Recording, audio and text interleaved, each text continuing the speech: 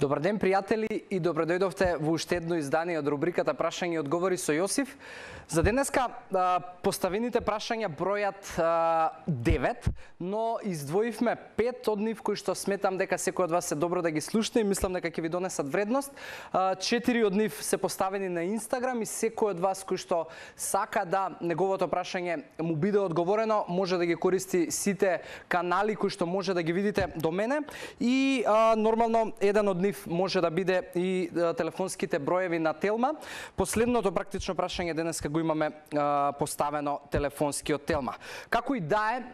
за да не должиме многу, веднаш ќе започнам со прашањата. Ни доаѓа од Стефана со точка Трајковик, која што прашува дали е нормално да чувствуваш мачнина и омалаксаност за време и после вежбање. Стефана,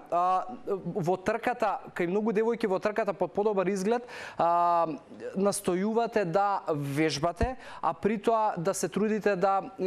како внимавате на исхраната, па кратите многу оброци, гледате што помалку да изедете и слично, но тоа е најдобрата стратегија за да чувствуваш омалаксаност и мачнина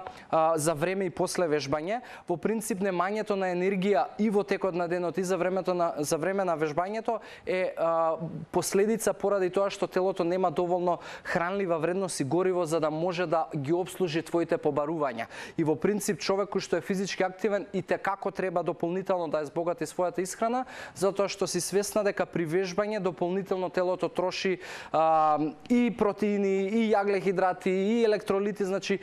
коски, мускули, се троши и треба надокнада за регенерација, така да она што јас би ти го советувал е да